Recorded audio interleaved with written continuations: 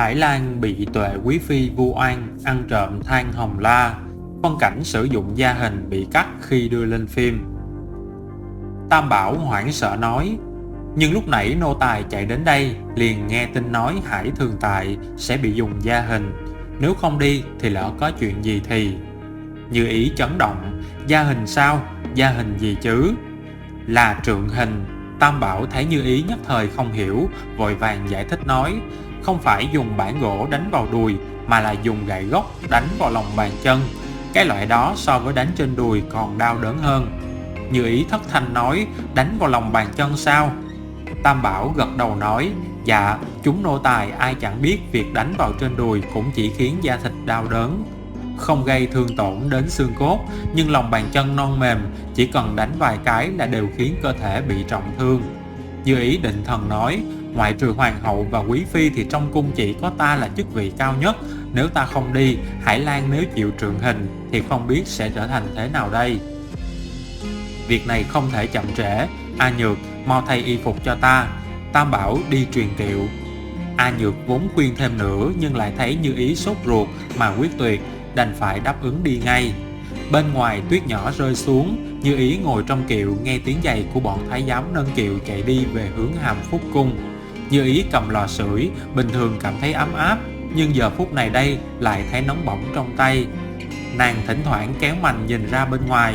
Tam Bảo chạy chậm theo, thở gấp nói: tiểu chủ đừng nóng vội, Diên Hy cung vốn là cách xa Hàm Phúc cung, chúng ta cũng đã đi rất nhanh rồi. Như Ý bất đắc dĩ mới buông mành xuống, đang lo lắng liền nghe được Tam Bảo bên ngoài nói: đến rồi.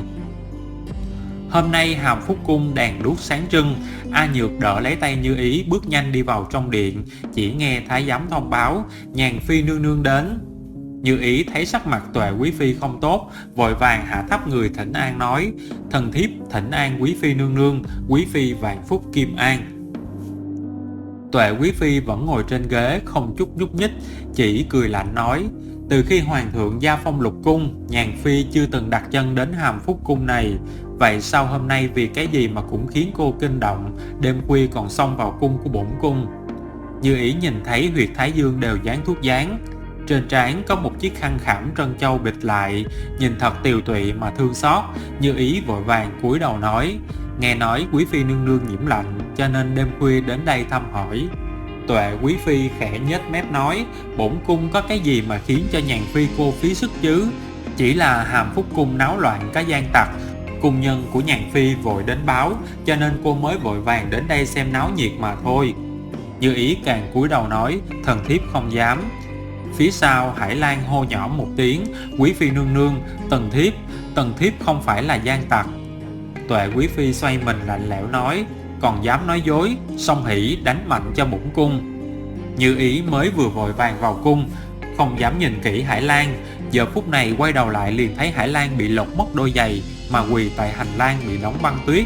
Như Ý nhìn bàn chân của nàng lạnh đến mức đỏ bừng, trên nền tuyết trắng thấm vài giọt máu đỏ. Hải Lan thấy Như Ý đang nhìn nàng, xấu hổ cùng cực liền vội vàng kéo váy xuống mà che giấu. Mạc Tâm không nói lời nào, lập tức lấy tay vén váy của nàng lên, lạnh lùng nói: nếu Thường Tại không ngoan ngoãn chịu khai thì đừng trách nô tỳ không nể mặt. Thường Tại để cho người ngoài thấy bàn chân của mình cũng đã chịu đủ mất mặt, việc này cũng do Thường Tại tự làm tự chịu. Hải Lan kinh hãi cực lực cúi đầu lấy mái tóc của mình che lại khuôn mặt đầy xấu hổ cùng phẫn nộ. Nàng chịu đựng đau đớn mà biện bạch: quý phi nương nương thứ tội, tần thiếp thật sự không ăn trộm hồng la tháng của nương nương. Như Ý vội vàng cười làm lành nói: quý phi nương nương đã nhiễm lạnh, sắc mặt không tốt, không biết nương nương vì sao trách phạt Hải Thường Tại, hơn nữa lại muốn dùng trượng hình đánh hai chân của Hải Thường Tại như vậy chứ? Tuệ Quý Phi quay sang ho khan vài tiếng. Mào Nguyệt cùng Mào Châu bước lên trước pha trà. Cổ họng Mạc Tâm thanh thanh nói: Hải Thường Tại trộm hồng la tháng của quý phi nương nương, việc làm phạm thượng như vậy đã khiến cho nương nương thiếu hơi ấm, cho nên chứng nhiễm lạnh mới phát tác, tổn thương phượng thể. Lỗi như vậy còn chưa đủ dùng trượng hình sao? Như Ý vội vàng nói: Hải Thường Tại luôn là người an phận thủ thường, hơn nữa theo quy củ từ cấp bậc quý nhân trở xuống là không được dùng hồng la tháng. Hải Thường Tại cũng biết điều đó thì sao dám như vậy chứ? Mạc Tâm khinh thường nói, việc này phải hỏi Hải Thường Tại mới đúng. Nô tỳ thấy Hải Thường Tại trong phòng đổ ra tro than màu xám thì mới phát hiện là Hồng La Tháng. Hơn nữa, cung nữ bên cạnh Hải Thường Tại là Hương Vân cũng nói là do Hải Thường Tại sai nàng ta đi trộm Hồng La Tháng về. Như Ý nhìn thấy Hương Vân đang nơm nớp lo sợ quỳ dưới bậc thềm, nàng đi đến trước mặt Hương Vân hỏi, Hương Vân, lời của Mạc Tâm là thật sao? Sắc mặt Hương Vân trắng bệch, Hải Thường Tại có sai nô tỳ đi trộm Hồng La Tháng. Hải Thường Tại có nói không phục quý phi nương nương dùng thứ tốt, với lại ghen tị quý phi nương nương được hoàng thượng sủng ái nên mới muốn hại quý phi mà thôi. Nàng liều mạng dập đầu 2 cái cầu xin nói, quý phi nương nương thứ tội, nô tỳ đã biết sai rồi, nô tỳ không bao giờ dám làm điều đó nữa. Hải Lan chịu đựng đau, quay đầu nhìn Hương Vân nói, Hương Vân, ngươi đã theo ta 2-3 năm nay, ta tự hỏi ta có đối đãi với ngươi bạc bẽo hay không? Hương Vân không sợ hãi, đón nhận ánh mắt của Hải Lan bình tĩnh nói, tiểu chủ, mặc kệ tiểu chủ đối đãi với nô tỳ thế nào, nhưng lương tâm nô tỳ không bao giờ dám làm điều gì ám muội. Nô tỳ cũng muốn khuyên tiểu chủ một câu, nếu tiểu chủ đã làm thì hãy nhận tội đi. Biết sai mà biết sửa cho nên Hương Vân, bổn cung sẽ không trách phạt ngươi, nhưng biết sai mà không sửa, đến chết cũng không thừa nhận, thì bổn cung cũng sẽ không nương tay mà trách phạt. Tuệ quý phi cười lạnh nói, trong cung này ai mà chẳng biết thân thể bổn cung yếu kém, điều tối kỵ nhất là không chịu được lạnh. Dụng tâm của Hải Thường Tại thật sự ác độc, song hỉ đánh nàng ta cho bổn cung. Lời nói Tuệ quý phi mới vừa buông xuống, song hỉ liền lấy một cái gậy gỗ, nói một tiếng, đắc tội tiểu chủ, lập tức liền muốn đánh tiếp. Như Ý nhìn kỹ mới nhận ra đó không phải là cái gậy gộc tầm thường, mà là được lựa chọn cành mận gai thô to, vẫn chưa lột vỏ.